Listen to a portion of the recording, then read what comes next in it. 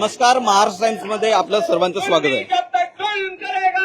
जंतर मंतर या ठिकाणी कॉक्रोच जनता पार्टीचं जवळपास 18 ते 20 दिवस झालंय आंदोलन सुरू आहे। सामाजिक कार्यकर्ते सोनम वांगचुक हे 18 दिवस झाले आमरण उपोषण करतायत। मात्र सरकारला या एकंदरीतच आंदोलनाची दखल घ्यावी लागेल अशा प्रकारचं वातावरण तयार झालेलं नाहीये। मात्र आता मुंबईमध्ये कॉक्रोच जनता पार्टीचं आझाद मैदानात या ठिकाणी आंदोलन सुरू झालेलं आहे। काही लोक आमरण उपोषण पण सोनम वांगचुक यांच्या समर्थनार्थ करणार आहेत। तो एकंदरीतच हा आंदोलन आहे, आपण बघू शकतो सुरू झालेला आहे। आपण बघू शकतो काही कार्यकर्ते जे आहेत ते हातामध्ये शांत संवाद, शिक्षण आणि संवैधानिक मार्ग यावरच विश्वास, आम्ही सोनम वांगचुक यांच्या पाठीशी आहोत। लडाखच्या विकासासाठी, पर्यावरणाच्या रक्षणासाठी आणि लोकांच्या हक्कासाठी शांततेच्या मार्गाने लढणाऱ्या सोनम वांगचुक यांना आमचा पूर्ण पाठिंबा। 18 दिवस झाले सोनम वांगचुक आमरण उपोषण करतात, मात्र सरकार काही दखल घ्यायला तयार नाहीये। त्यांना पाठिंबा द्यायला या ठिकाणी कार्यकर्ते जमा झाले।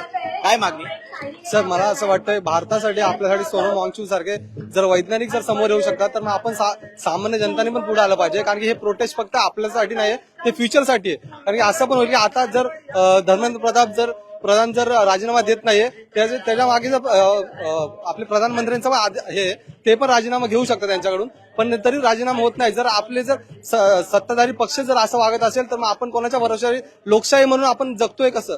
मला असं वाटतं ही लोकशाहीचं दडपण चालू आहे, लोकशाहीला दाबत आहे आता जरा भाजप सरकार। तर मला असं वाटतं की आपण सगळ्यांनी सपोर्ट केला पाहिजे सोनम वांगचुक सरांना, आणि जे प्रोटेस्ट करतात आपण पण प्रोटेस्ट मध्ये उतरलं पाहिजे। 18 ते 20 दिवस झाले सरकार काही झुकायला तयार नाहीये।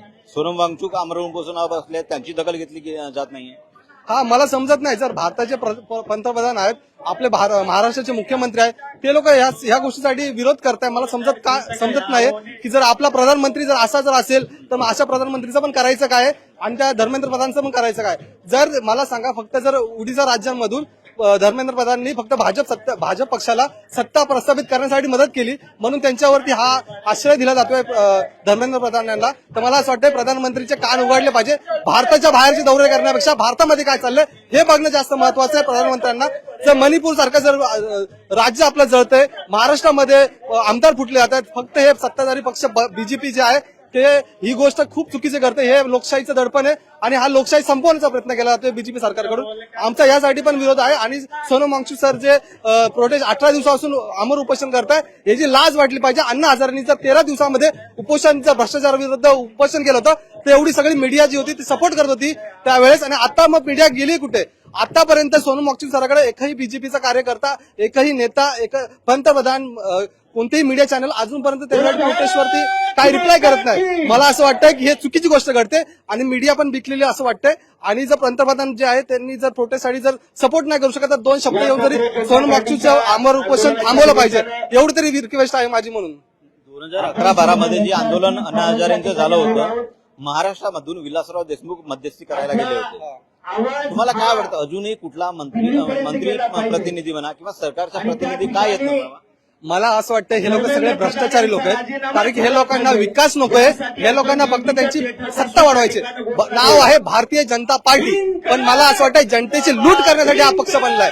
मला असं वाटत नाही की जर एखादा माणूस जर वैज्ञानिक आहे, त्याला एवढा उच्च पुरस्कार भेटलाय, भारताच्या बाहेरचे लोक त्यांना मानतायत, आपली जे आर्मी सेना आहे ते लोक पण जर विचार करताय की वांगचुक सरांचा जीव वाचला पाहिजे, तर मला असं वाटतं पंतप्रधान आहेत, मुख्यमंत्री आहेत, आपले 29 राज्य आहेत, 29 राज्यांमधले लोक जर त्यांच्याकडे जाऊ शकत नसेल तर थू आहे अशा लोकांवरती।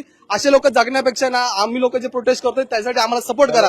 वांगचुक सरांचे जीवन वाचलं पाहिजे, भविष्यासाठी ही गोष्ट करतायत। आणि मला असं वाटतं लवकरात लवकर आहे ना धर्मेंद्र प्रधानचा राजीनामा डिक्लेअर होईल। तुमच्या आंदोलनाची सोशल माध्यमांवरती बरीच चर्चा आहे, मोठा आक्रोश पाहायला मिळतोय, मात्र जेव्हा आपण इथं बघतोय त्या तुलनेनं कमी प्रतिसाद मिळतोय।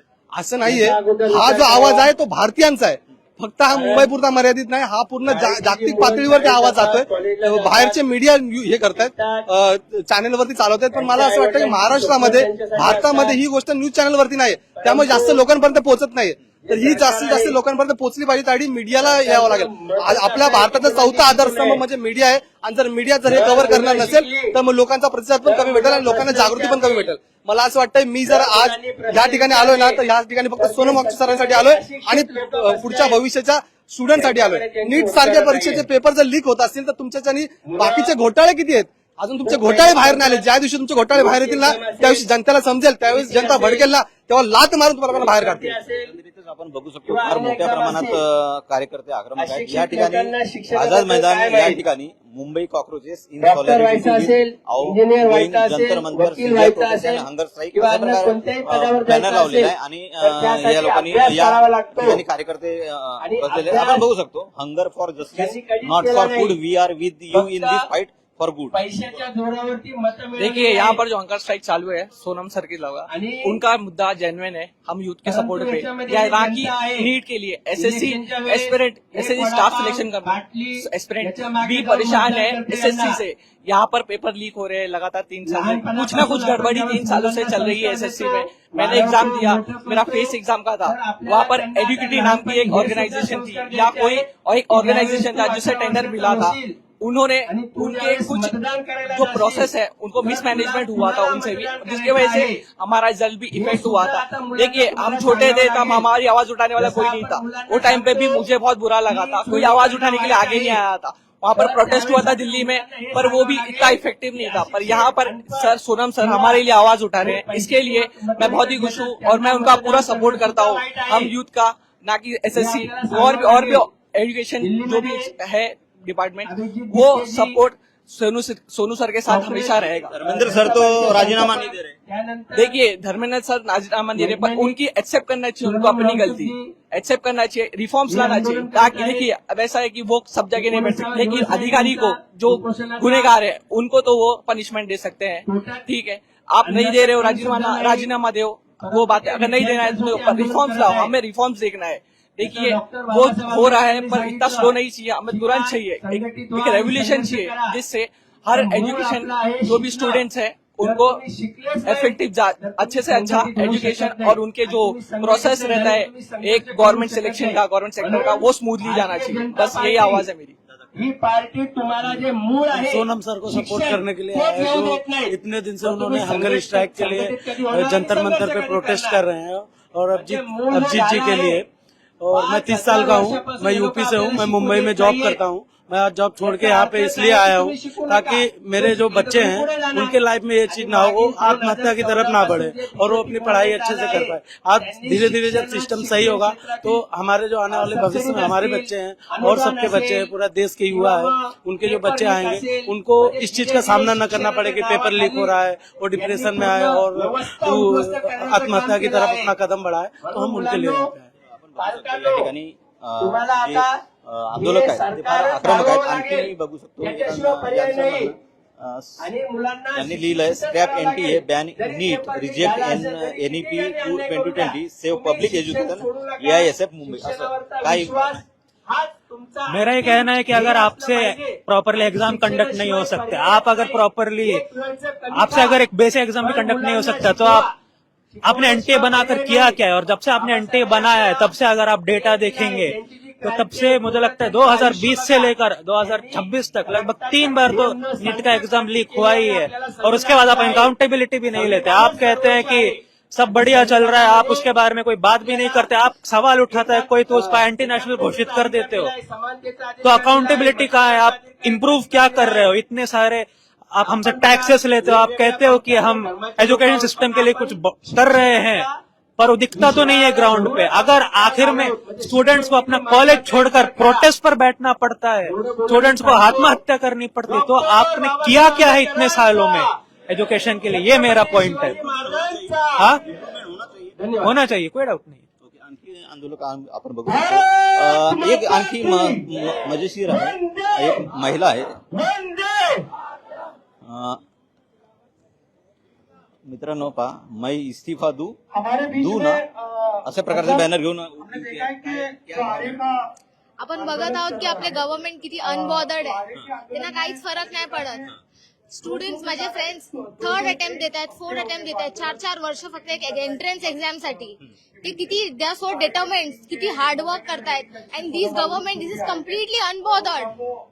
त्यांना काय फरक पडतो की नाही? सोनम वांगचुक 18 डेज झाले he is on hunger strike. 18 days उद्या करता ते सरकार दखल घेत नाहीये. सॉरी सरकार दखल घेत नाही. नाही त्यांना काय फरक पडतोय का? Not a single word is coming out of their mouths. It's been 18 days. पुढे जाऊन ते मेले तर काय होणार? Which is very there is no wonder ते मेले तर. This government is bullshit. They are not even bothered. हे काय आहे? हे काय आहे लिहिलं? इफ यू आर तुम्हाला माहिती असेल there is a thing which young people do की she loves me not she loves me. तर मला असं वाटतंय की आपले पण एज्युकेशन मिनिस्टर तेच करतायत की मी इस्तिफा देऊ की नको देऊ, देऊ की नको देऊ. तर हे तेच करतायत. ओके. दादा काय भावना? जास्त काय नाही. कुठून आलाय? मी सांताक्रूज वरून. सांगा. हो. बोल. तर असं आहे की काय लिहिलंय तुमचं? जंतर मंतर इथं AISF लायब्ररीतील पुस्तके फेकून देणाऱ्या व AISF कार्यकर्त्यांना मारहाण दिल्ली पोलिसांचा जाहीर निषेध. तर जे सरकार करतात आहे हे आमचा फंडामेंटल राईट्सचा पण व्हायलेशन आहे. कारण की हे जे 21 चिल्ड्रननी सुसाईड केला आहे ते व्हायला नाही पाहिजे होता आणि त्याच्याबद्दल धर्मेंद्र प्रधान यांनी राजीनामा द्यायला पाहिजे का? द्यायलाच पाहिजे आणि त्याबद्दल पण गव्हर्नमेंटचे कुठल्या ऑफिशियलनी काय म्हणजे आपली टिप्पणी नाही केली की एवढे मुलांनी सुसाईड केला. आणि अजून आता तुम्ही बघता ह्या गव्हर्नमेंटमध्ये हातार एज्युकेशनचा झाला, आता एन्व्हायरमेंटचा तुम्ही बघणार तर किती पेड कापतात आहे, जंगला नष्ट करतात आहे. आता जे अरावलीचं पण झाला होता ते सुप्रीम कोर्टने स्टे केला. तर हे सर्व म्हणजे आपल्याला समजायला पाहिजे आणि खास करून युवा पिढीला समजायला पाहिजे. आणि आज मला इथे एवढे कमी लोक बघून पण थोडा छान वाटतं. एकंदरीत आज बघायला गेलं तर मनसे प्रमुख राज ठाकरेंनी पण सोनम वांगचुक यांना पाठिंबा दिलेला आहे. आपण बघू शकतो. आणखी मी काही आंदोलकांशी चर्चा करणार आहे. यांनी लिहिलंय छत्रपती शिवाजी महाराजांचा अपमान करणाऱ्या दिल्ली पोलिसांचा जाहीर निषेध. बोला. ह्याच्यावर म्हणजे जे आपलं छत्रपती शिवाजी महाराज आहेत त्यांच्यावर जे त्यांनी आरोप लावून म्हणजे जे बोलणं केलं ते लोकांनी की हे असं तसं अपशब्द वापरले ते त्यांनी नाही केलं पाहिजे. कारण जे हिस्ट्री आहे जी छत्रपती शिवाजी महाराजांची ती सगळ्यांना म्हणजे एक सोबत राहण्याला शिकवते. ते कधी जातीवाद नाही शिकवत. तर ते ध्यानात ठेवून दिल्ली पोलिसांनी याच्यावर ध्यान दिलं पाहिजे आणि प्रोटेस्टमध्ये असं अनबन नाही केली पाहिजे. प्रोटेस्टमध्ये काही अनबन केली नाही पाहिजे असं यांचं मत आहे. काही महिला आहेत. ताई काय आहे? कुठून आला तुम्ही? मुंबईमधून चालय. बोला. ठीक आहे. काय विचारायचं? काय भावना आहे? शिक्षण मंत्री धर्मेंद्र प्रधान राजीनामा देतात. तुम्ही आंदोलन करताय. बरोबर. काय बोलायचं? आंदोलन करायचं, त्याचं रेजिग्नेशन मागतोय आम्ही, त्याच्यासाठी चालू. आणि काय तुम्हाला आणि काय विचारायचं? नीट पेपर प्रकरणी जे एकंदरीत घडते राजकारण त्याचं काय कसं बघताय? ते बरोबर नाही झालं, ते गलत झालंय. गलत हुआ. तुमच्या आंदोलनाला पाठिंबा दिलाय. तुम्ही राज ठाकरे विषय कशाला विचारताय? त्यांनी पाठिंबा दिलाय तुम्हाला? पाठिंबा दिलाय तुमच्या आंदोलनाला? तुम्ही म्हणताय तर दिले असेल. आणि काय त्याचं काय काम? काय वाटतं मला या आंदोलनाची? 15 दिवस झाले आंदोलन होत आहे. सोनम वांगचुक आमरण उपोषण करतायत. सरकार दखल घेत नाही. ते बरोबर नाही. सरकारला त्याच्यावर बोलायला हवं. दखल घ्यायला पाहिजे. दखल म्हणजे त्याच्यावर बोलायला तर पाहिजे. नंतर पुढचं आपण बघू. साधत नाही.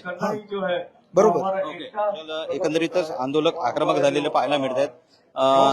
काही वेळातच मोठ्या संख्येनं कार्यकर्ते येतील असं पण यांचं म्हणणं आहे. सरकार अकाउंटेबिलिटी चेक करत नाहीये. कारण की या नीट पेपर प्रकरणामध्ये मोठ्या प्रमाणात आपण बघायला गेलं तर दिल्लीमध्ये जंतर मंतर या ठिकाणी आंदोलक जमा झालेले आहेत. सामाजिक कार्यकर्ते सोनम वांगचुक हे आमरण उपोषण करतायत. त्याची दखल घेतली गेली नाहीये असा त्यांचा आरोप आहे. मात्र मुंबईमध्ये आता बघायला गेलं तर मुंबईमध्ये CJPचं आंदोलन सुरू आहे. मी कुमार टेंबरे, महाराष्ट्र टाइम्स ऑनलाईन, मुंबई.